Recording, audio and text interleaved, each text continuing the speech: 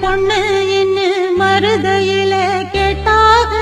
மன்னார்குடியை கேட்டாக அந்த மாய மரத்துல கேட்டாக